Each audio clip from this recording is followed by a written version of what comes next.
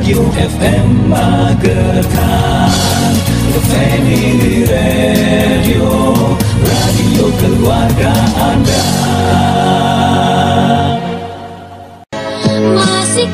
Selamat pagi, saudara asing, kembali di Cakrawala Pagi hari ini di hari Minggu tanggal 24 Desember. Dan seperti apa yang sudah disampaikan tadi, bahwa pagi hari ini kita akan ngobrol-ngobrol bersama narasumber teman-teman kita dari KPID Jawa Timur dan juga dari Komisi A DPRD Jawa Timur, yang mana tuh apa yang sudah disampaikan bahwa untuk tema kita hari ini kita akan membahas masalah sesuatu yang sangat penting sekali, yaitu peran media dalam penyiaran melawan hoax selama pemilu 2024. Seperti yang dirasakan saat ini, kita juga sudah merasakan geliat musim pemilu yang luar biasa, karena juga saat ini sudah mulai masa kampanye dalam pemilu 2024. Nah, saat ini sudah hadir tamu kita dari DPRD Jawa Timur, yaitu Mbak Diana Sasa. Ini merupakan anggota Komisi A DPRD Jawa Timur. Kita sapa dulu. Selamat pagi. Assalamualaikum Mbak Sasa. Waalaikumsalam. Selamat pagi Mas Indra dan sahabat Rasi. Iya. Ya, sahabat Rasi. Sehat nggih? Alhamdulillah. Nah, Mbak Sasa ini bukan kebetulan, memang asli Magetan, orang Magetan. Jadi orang Magetan, bukan udah asli. Kalau asli katanya orang lahir di sini ya. Nah, Saya tinggal di Magetan. Maksudnya sudah nggak asing lagi buat kita, tentu saja buat orang Magetan gitu. Nah, Mbak Sasa ini merupakan anggota Komisi A DPRD Jatim, di mana menaungi masalah pemerintahan, kemudian penerangan atau pers, hukum juga ya. Pemerintah dan hukum. Pemerintah dan hukum. Hukum itu termasuk hak asasi manusia. Baik, nanti kita akan dalami lebih dalam lagi. Untuk selanjutnya narasumber kita ada Mbak Sundari. Ini merupakan salah satu komisioner KPID Jatim. Selamat pagi Mbak Sundari. Selamat pagi Mas Andra. Apa kabar? Kabar baik, sehat ya. Alhamdulillah. Pagi ini berjumpa kembali. Ini baru pertama kalinya, bukan kembali? Baru kedua. Oh, baru kedua. Tapi kalau untuk siaran baru pertama kali ini. Pertama kali. Kalau mundar-mandir ke Rasi sudah beberapa kali memang ya. Teman-teman dari KPI di Jawa Timur yang sering mampir ke Radio Rasi.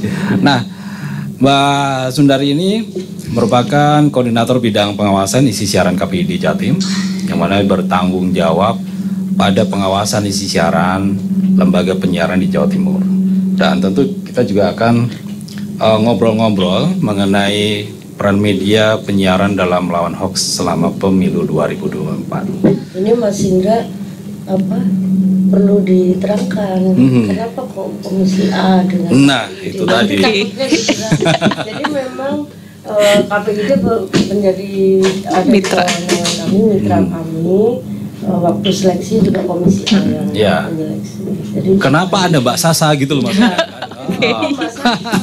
Takutnya ada ting-ting gitu. Dari kawan-kawan dulu yang milih Mbak Sasa dan kawan-kawan. Betul sekali, karena memang Mbak Sasa ini bidangnya itu ya, dalam pemerintahan dan juga masalah perundang-undangan juga membahas. Kominfo itu mitra kami. Kominfo, Dinas Kominfo itu mitra kami. Otomatis karena KPID berada di bawah naungan Kominfo ya. Kami ikut terlibat juga di situ. Nah, jadi KPID itu ibunya Komisi A, bapaknya gubernur gitu. Jadi saling berkaitan seperti itu ya.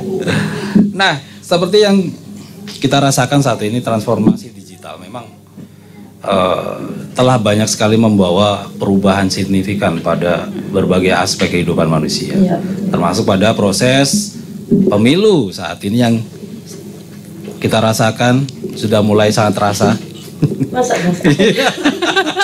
Sudah mulai sangat terasa.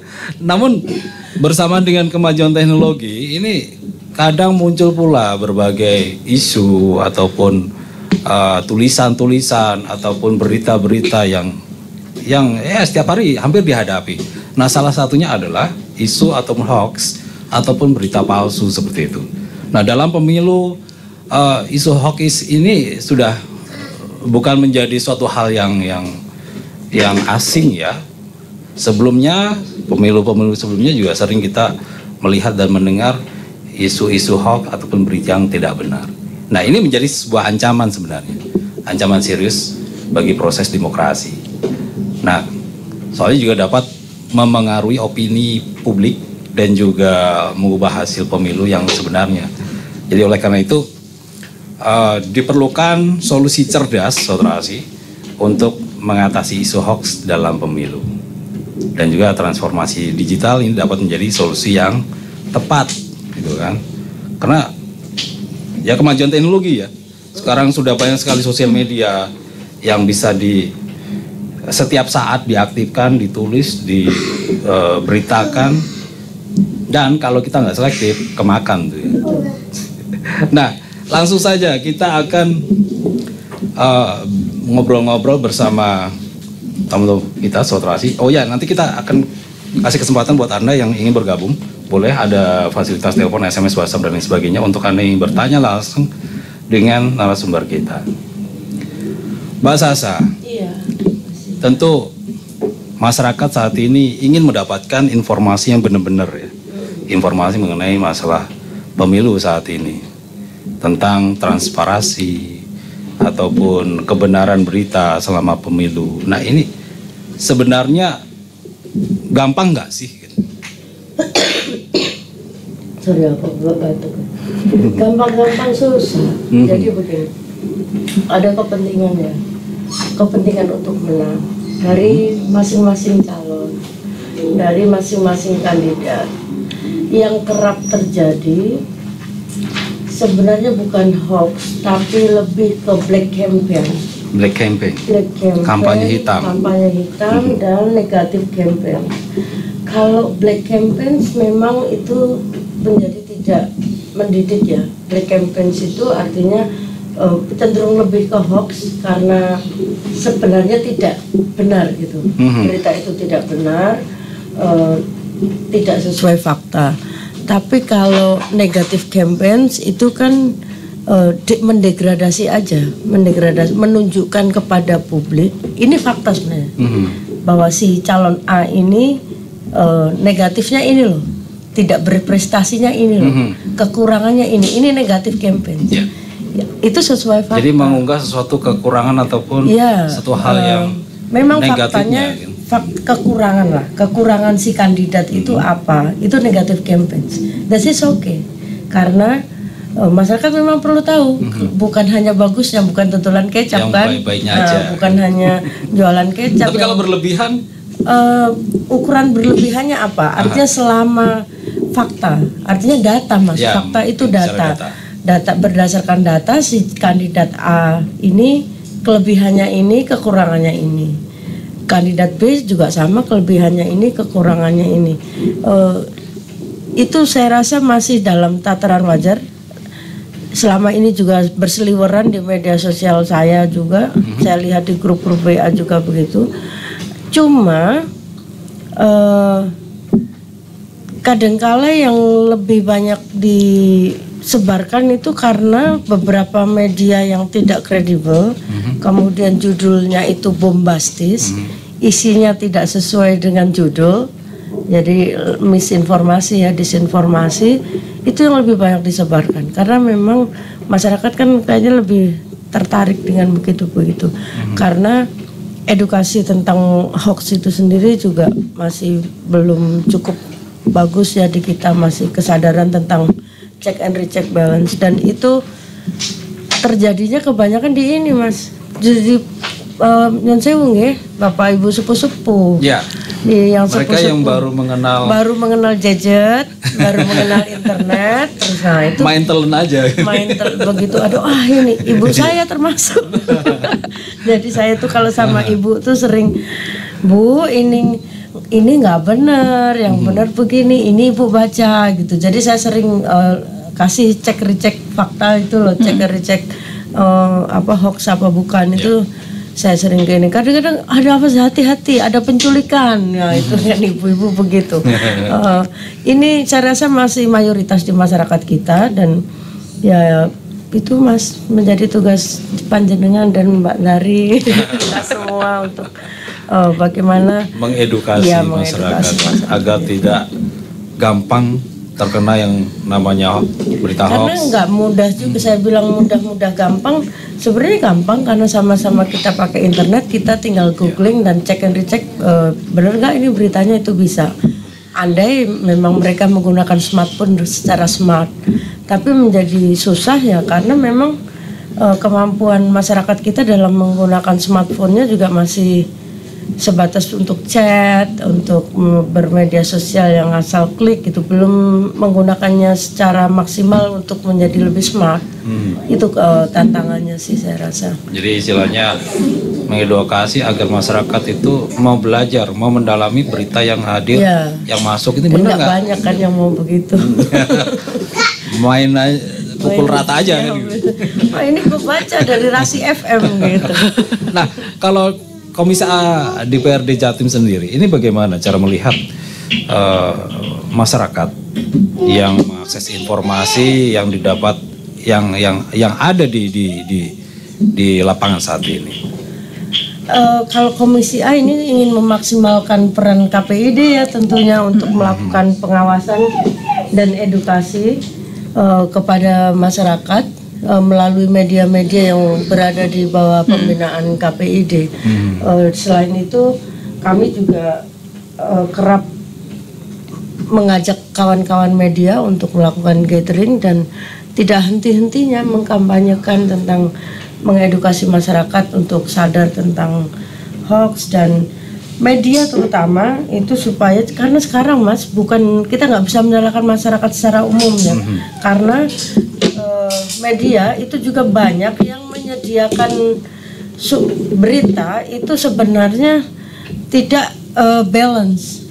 Padahal balancing itu kan salah satu prinsip berita yang bisa dipertanggungjawabkan. Sini. Sorry, ini sambil ngomong ibu anak lo mau pipis. Salah satu contoh begini Mas, saya sering baca berita itu berdasarkan tayangan di media ini, gitu. Jadi media mengutip media, itu banyak banget berita. Ini gimana sih anak wartawan zaman sekarang ini? Gitu. Copy paste gitu kan? Bukan copy paste, jadi dia seakan-akan itu tidak salah karena dia mengutip berita dari media lain karena tidak ada, mungkin dia tidak ke lapangan atau apa, jadi berdasarkan Tribun gitu atau berdasarkan apa nih sebut media lain ya boleh, atau berdasarkan media A gitu, dia menulis ulang rewrite gitu. Dan yang begitu, kalau nggak begitu berdasarkan postingan akun ini gitu. Wah ini gimana ya, kayak gini bisa jadi, apakah dia saya masih perlu diskusi panjang ya kalau apakah postingan akun seseorang itu cukup kredibel untuk menjadi sumber berita. Karena ini bahkan dilakukan oleh media-media besar juga. Kalau mereka nggak bisa ngontak orangnya, dilihat akunnya. Aduh gawat ini. Tapi mungkin kalau itu verified akunnya dan memang si orang itu okay lah ya. Is okay mungkin ya. Tapi kadang-kadang ambil juga dari media gosip gitu kan, berdasarkan lambe turah, kan repot kita. Itu bener loh, banyak loh Mas. Nah, ini kan menjadi tanggung jawab media kemudian untuk lu mau ngompor-ngomporin masyarakat apa mau mencerdaskan. Ya kalau dengan cara-cara berita-berita yang semacam hanya bombastis seperti itu. Ya. Lanjut Mbak. Oke, siap-siap. Sementara untuk KPID Jatim sendiri, bagaimana tingkat kepercayaan masyarakat terhadap lembaga penyiaran ya sampai saat ini? Kalau untuk saat ini kami belum ada surveinya Pak Mas, tapi kami mengutip dari survei Litbang Kompas. Kalau kepercayaan masyarakat itu ternyata lumayan tinggi untuk lembaga penyiaran. Sayangnya lembaga penyiarannya televisi yang itu dianggap tingkat kepercayaan paling tinggi dibanding media sosial atau portal online atau koran. Nah, radio ini justru masih di bawahnya, sayangnya masih di bawah media sosial. Itu yang kita masih sayangkan gitu loh. Kenapa masyarakat lebih percaya informasi yang butuh verifikasi di media sosial daripada di siaran-siaran radio yang biasanya sudah melakukan tahap verifikasi. Kadang banyak radio yang sudah melakukan tahap verifikasi. Ini kenapa kok nggak yang dipercaya, kok nggak yang ini gitu? Mungkin karena ya bisa dikatakan masyarakat sekarang lebih intan dengan gadget, lebih akrab dengan sosial media, seperti itu bisa jadi mungkin. Bisa jadi. Menambahkan tadi dari Mbak Sasa, tahun 2019 saya ngambil tesis di salah satu universitas di Depok, Jakarta. Itu mengenai etika ketika sebuah media mainstream mengambil informasi yang ada di media sosial. Seringkali media kita ini bermasalahnya di itu. Pertama, belum menentukan apakah itu benar-benar yang ngomong tuh orangnya atau adminnya, itu yang ini. Jadi harusnya media itu ketika dia mengutip dari media sosial itu harusnya nanya dulu, Pak ini beneran omongan yang ada di media sosial tidak? Kalau beneran baru boleh diambil, boleh tidak saya ambil, itu harusnya melakukan tahap itu dulu. Terus yang kedua, masalahnya seringkali verifikasi itu hanya sebatas orang itu beneran akun asli, bukan akun anonim. Tidak sampai pada apakah yang diomongkan itu benar atau tidak.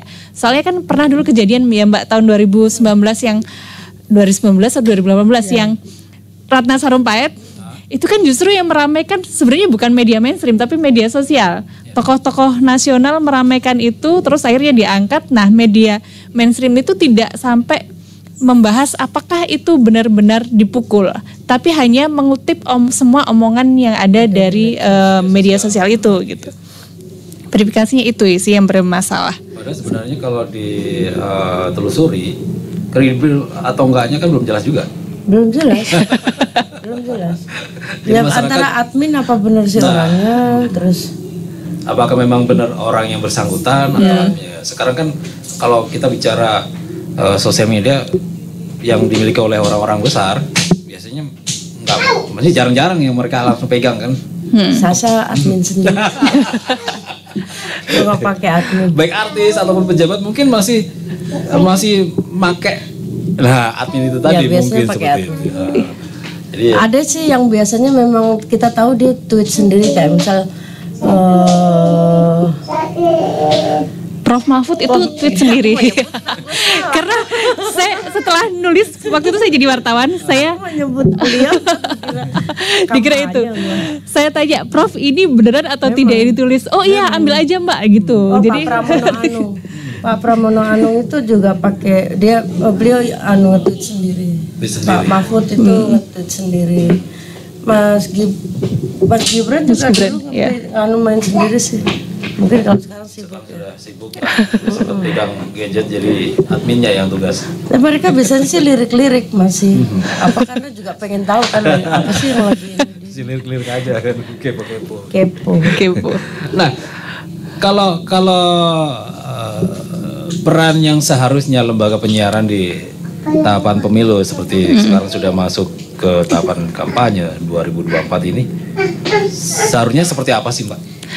Kami tim KPID itu merumuskan dan sudah memberi surat edaran kepada seluruh lembaga penyiaran. Jadi ada 4 peran lembaga penyiaran selama tahapan pemilu. Yang pertama itu mengedukasi tahapannya sudah sampai mana, kalau namanya dikutip atau KTP-nya diambil sama partai tertentu harus gimana, itu disarankan media penyiaran melakukan itu untuk melakukan edukasi. Terus yang kedua adalah meningkatkan partisipasi masyarakat. Jadi kan kita golput atau tidak kan, yang golput tidak dihitung kan dalam ini. Jadi kami berharap media penyiaran itu mengajak agar masyarakat tidak golput. Terus yang ketiga jadi penjernih informasi hoax. Nah ini kan tim radio atau televisi biasanya kan punya tim verifikasi. Ini diharapkan melakukan verifikasi ketika ada. Ada acara khusus atau forum khusus yang membahas. Kayaknya itu menarik loh Mas kalau belum ada. Jadi misalkan orang Magetan nih kita kan sering bingung nih, ini berita bener nggak sih gitu. Misal ya ada berita-berita di media di sini yang seakan-akan itu verified, tapi sebenarnya di Dewan Pers aja nggak terdaftar misalkan. Dan nulisnya juga kadang-kadang nyon sewu ya, memang di sini masih lokal Mbak gitu. Jadi ketika masyarakat mau ngecek itu sebenarnya nggak ngerti Mas, ngeceknya kemana? Gitu. Andai Rasi punya forum, mungkin satu acara khusus yang memang itu butuh effort sendiri ya. Itu bisa, coba cek di hoax atau fakta di acaranya Rasi. Kita misalkan tinggal kirim SMS atau WA gitu. Kemudian Rasi udah punya, kan banyak tuh sekarang setiap media, Tempo punya, Detik punya kan untuk cek and recheck. Jadi selama ini memang kita lokal Mas, kita butuh lokalnya. Ya lokal aja, ya lokalnya itu kita nggak ada. Jadi teman-teman yang di lapangan juga kan, teman kita Mas Koco juga yang di lapangan tugas dia kan sebenarnya. Itu butuh kerja kantor Mas, jadi butuh di depan komputer. Jadi, dan istilahnya memang harus ada yang namanya redaksinya. Iya. Yang nyaring. Relawan aja. Iya. Ada loh Mas relawan hoax tuh di Magetan. Coba aja open recruitment, kemudian silakan yang ingin menjadi relawan lawan hoax. Ada, saya tahu komunitasnya lawan hoax Magetan itu. Mereka kan dengan sukacita menunjukkan bahwa ini disinformasi, ini informasi salah. Kan ada beberapa kategori itu. Ini disinformasi, ini informasi yang salah, ini misleading, macam-macam itu kategori itu. Mereka bisa mengklasifikasi itu.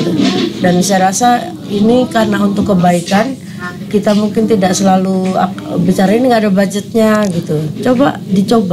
Dicoba untuk open recruitment relawan. Saya yakin akan ada yang mau. Mudah-mudahan nanti kita bisa lebih mengkredibelkan informasi. Tapi selama ini memang kita lebih bisa menyaring ya. Memang media harus bisa seperti itu untuk bisa menyampaikan informasi. Ini benar nggak sih? Ini sebelum kita sampaikan juga memang melalui istilahnya dicek ke lapangan, dicek dan dicek gitu tadi. Benar nggak sih di lapangan seperti ini? Kalau Rasi lumayan di sini cukup terpercaya. Kalau masih banyak yang lain yang belum. Jadi seperti itu tadi sedikit mengenai peran dari Komisi A DPRD Jatim dan juga KPI Jatim yang tentu ini menjadi satu hal menarik buat Sobat Rasi. Terima kasih untuk Anda yang sudah bergabung WA. Nanti kita akan baca untuk pertanyaannya, atau Anda ingin bertanya langsung boleh telepon di 0351896137. Tapi Sobat Rasi jangan kemana-mana dulu. Habis ini nanti kita akan balik lagi selepas informasi yang bakal lewat. Rasi, radio inspiratif dan informatif. Radio inspiratif dan informatif, kembali kita di Cakrawala pagi kali ini Sobat Rasi, dan tentu saja kita juga masih bersama narasumber kita pagi hari ini Sobat Rasi yang masih membahas masalah satu hal menarik. Tentu buat sahabat Rasi yang ingin bertanya mengenai informasi terkait pemilu juga monggo silakan, karena di sini ada Mbak Sasa dari Komisi A DPRD Jatim dan ada Mbak Sundari di Komisioner KPI di Jawa Timur. Dan melanjutkan masalah yang tadi. Jadi tadi sudah disampaikan bahwa pemilu saat ini sudah semakin dekat. Tentu pesta demokrasi Indonesia yang sedari jauh sudah diantisipasi oleh beragam pihak berkepentingan dengan berbagai persiapan tentu saja. Nah, hal ini tidak saja mengingat adanya ancaman konten-konten negatif ya, seperti manipulasi informasi ataupun kalimat kebencian, ujaran kebencian yang memecah persatuan dan juga kesatuan bangsa, tetapi juga karena residu dari polemik pemilu sebelumnya yang seolah belum tuntas dan juga masih meninggalkan fraksi dan juga friksi di tengah masyarakat. Nah, dengan adanya obrolan kita pagi ini tentu juga sedikit akan memberikan pencerahan tentu saja buat Anda Sobat Rasi, agar kita lebih selektif memilih informasi, menyaring informasi ataupun berita-berita yang masuk ke kita. Nah, Mbak Sundari, ini apa yang harus dilakukan sebagai lembaga penyiaran ya untuk melawan hoax pemilu di tengah masyarakat saat ini? Pertama ya harus memverifikasi setiap informasi yang beredar di masyarakat. Terus yang kedua juga harus punya kedekatan dengan pendengarnya. Jadi kalau ada informasi yang beredar di masyarakat salah, terus sudah diverifikasi kan bisa langsung dibagikan kepada pendengarnya. Nah pendengarnya ini biar jadi agen-agen penjernih informasi juga di lingkungannya masing-masing. Itu sih saya rasa. Jadi istilahnya sebagai lembaga penyiaran kita juga harus menyuguhkan ataupun ikut menyaring berita yang disampaikan kepada masyarakat agar masyarakat tidak kemakan informasi bodong. Oh iya benar. Satu lagi yang saya lupa, juga mengedukasi masyarakat. Misalnya kalau ada informasi yang di WhatsApp itu gimana cara menghadapinya, atau kalau ada foto yang beredar itu gimana sih ngecek asli atau tidaknya, itu bisa dibagikan juga melalui media penyiaran. Ini istilahnya modifikasi gambar. Apakah memang benar-benar asli gambar gitu ya? Karena sekarang teknologi kayak AI juga. AI itu.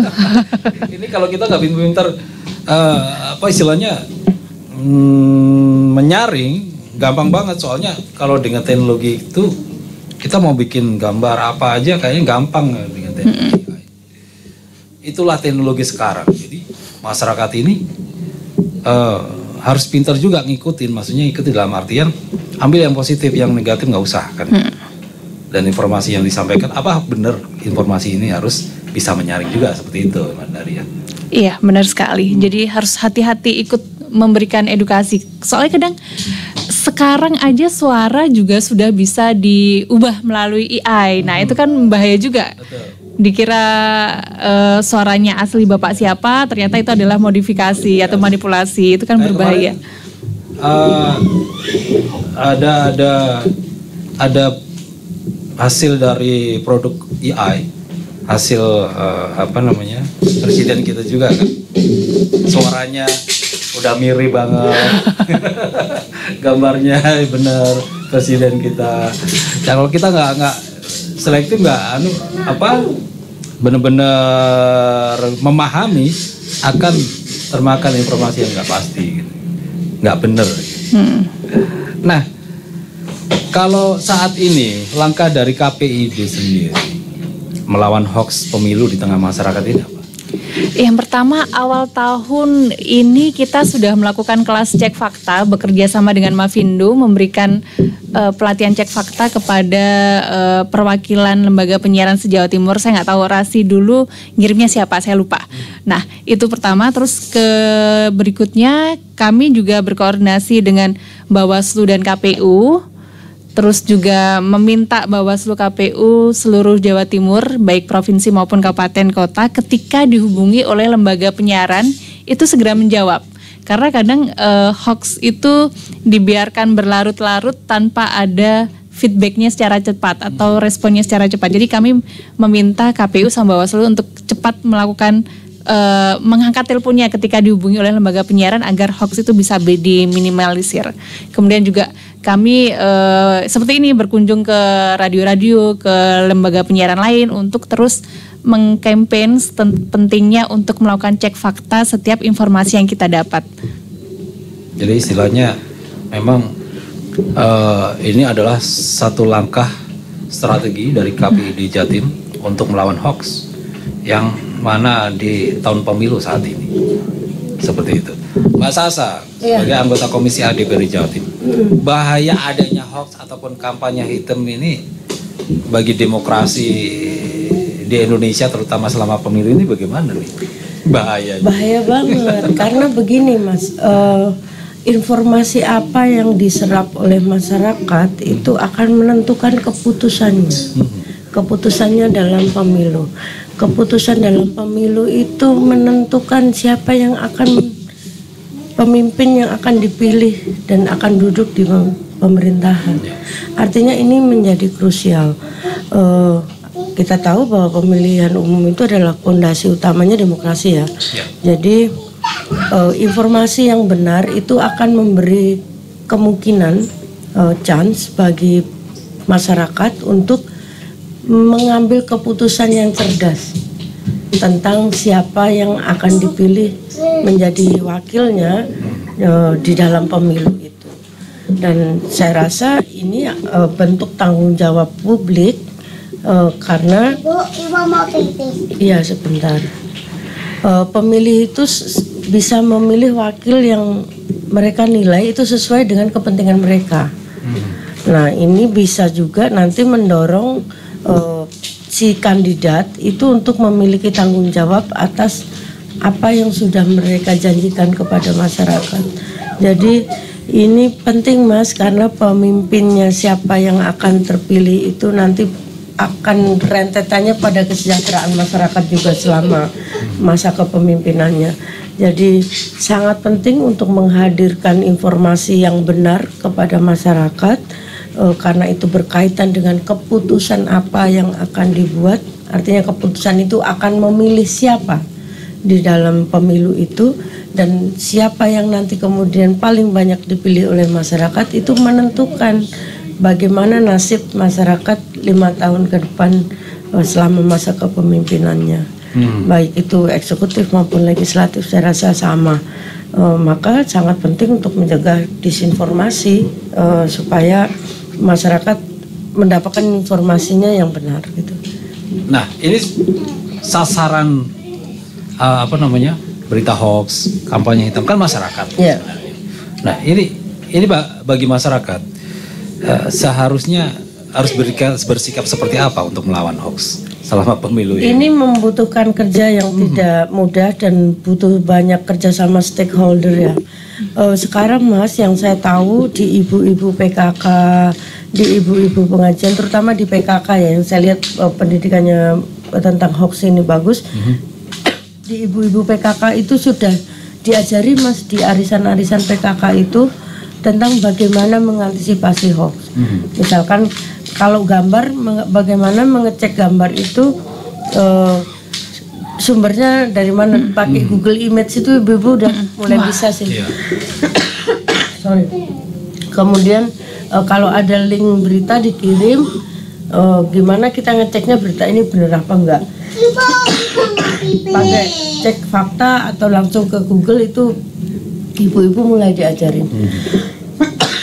Jadi memang sudah. Saya rasa ini salah satu cara yang cukup masif karena ketemunya langsung dengan masyarakat. Jadi ada peran organisasi satu, banyak sekali organisasi, boleh organisasi keagamaan, ormas dan macam-macam.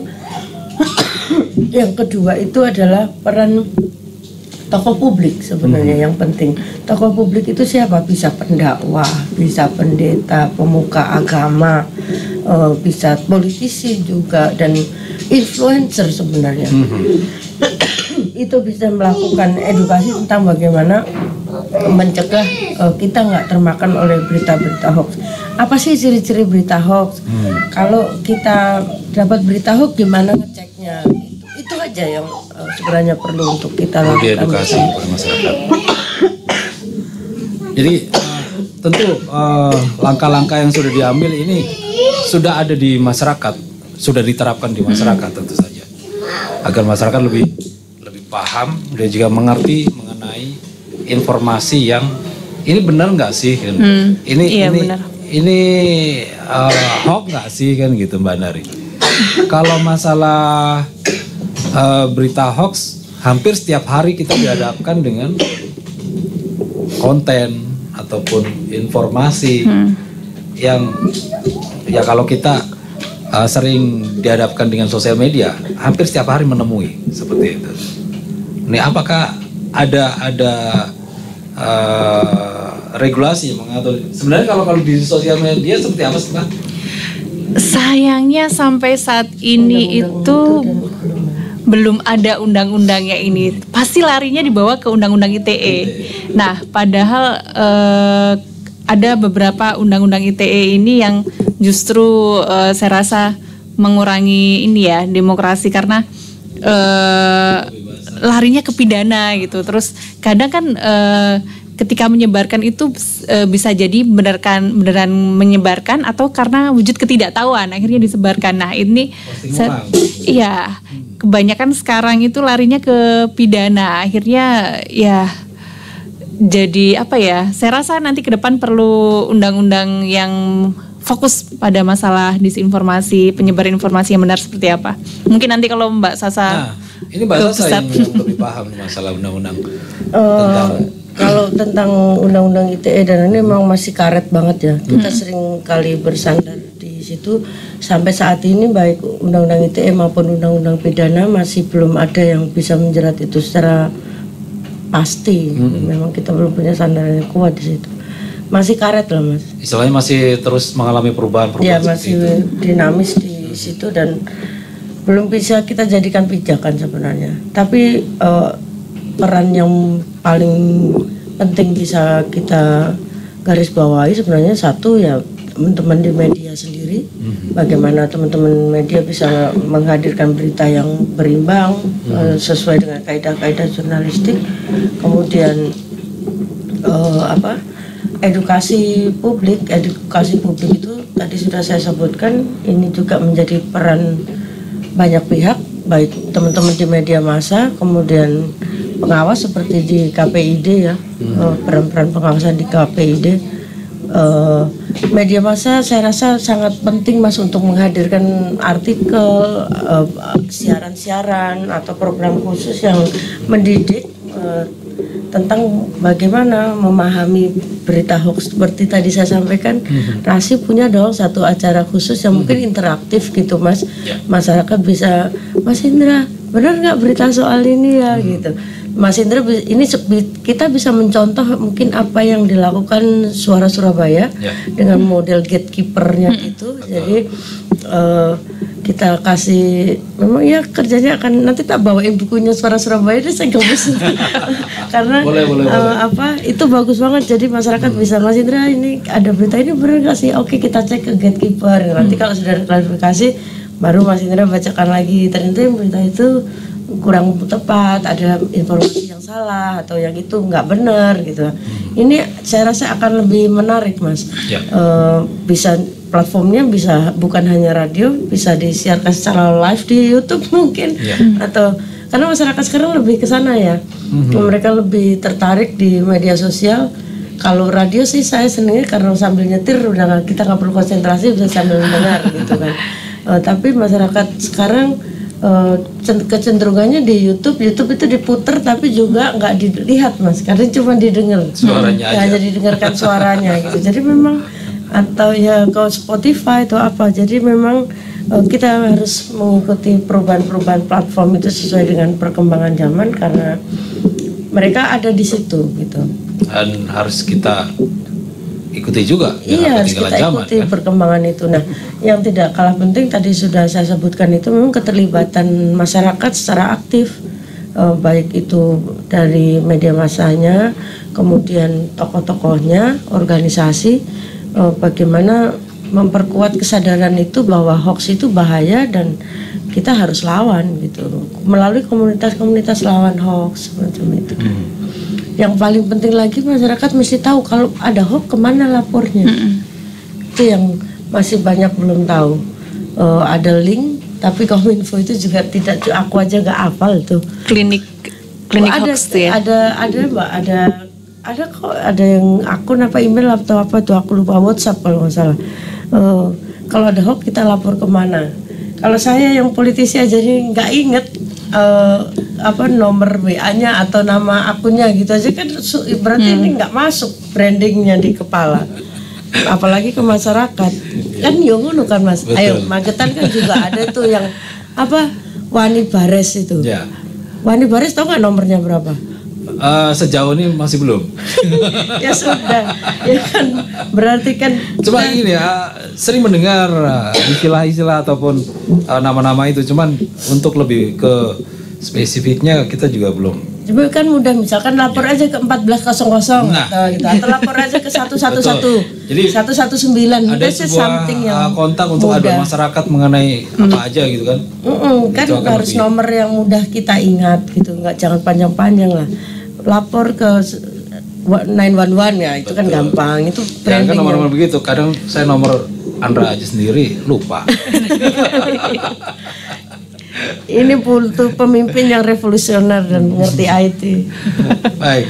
Nah, Saudara Rasi, jangan kemana-mana dulu, kita akan lanjutkan lagi setelah pas beberapa informasi berikut ini, tentu saja masih di Cakrawala Pagi.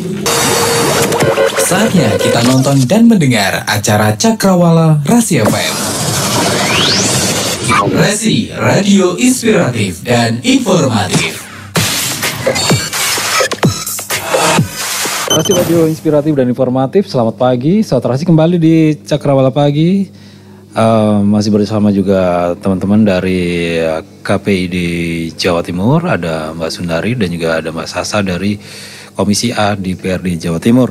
Dan tadi juga sudah banyak sekali disampaikan mengenai bagaimana cara kita menghadapi berita-berita hoax, bagaimana kita menyikapinya, dan bagaimana langkah-langkah yang sudah dilakukan oleh Komisi A di PRD Jatim ataupun dari KPID Jatim sendiri mengenai berita-berita tidak benar di masa-masa pemilu tahun ini. Tentu juga ini akan menjadi sebuah masukan buat Anda, Saudara Rasi, agar lebih selektif akan keakuratan terhadap berita yang Anda konsumsi setiap hari. Bukan begitu, Mbak Sundari? Iya. Biar gak gampang terjerumus gitu. Kalau sudah terjerumus dengan berita yang tidak benar, ini akibatnya juga berpengaruh terhadap apa yang sudah disampaikan oleh Mbak Sasa tadi. Jadi akan mempengaruhi jalannya demokrasi seperti itu, Mbak Sasa ya. Yang tentu saat ini kita di masa-masa tahun-tahun pemilu seperti itu. Nah, sebelum kita tutup perbincangan kita pagi hari ini, Mbak Sundari, apa yang mau disampaikan ke sahabat Rasi mengenai berita-berita hoax ataupun berita-berita yang tidak benar yang setiap hari berseliweran di sosial media ataupun di media lain seperti itu? Sebenarnya ini saran yang klise sih, Mas Andra. Saring sebelum sharing. Jadi sebelum membagikan informasi yang sahabat Rasi dapatkan, pastikan informasi itu benar dulu. Cari sumber pertama, jangan di WhatsApp ada informasi langsung disebar ke grup lain, padahal itu kan belum tentu. Jadi harus sumber pertamanya mana dulu, terus kalau juga pastikan belanja informasi ke media lain, benar atau tidak. Jadi tidak dari satu sumber. Kan misalnya kalau kita jahit baju, meskipun dokter juga bisa jahit kan tetap ke penjahit gitu kan. Jadi pastikan yang ngomong itu memang ahlinya gitu. Terus juga pilih media mainstream yang sudah terpercaya, sudah terverifikasi. Misalnya kalau di Magetan kan ini ada Rasi FM yang sudah terverifikasi, sudah menjadi mitra KPID Jawa Timur. Jadi dibanding media sosial, tentu media penyiaran Rasi FM ini lebih terpercaya. Seperti itu. Mbak Sasa dari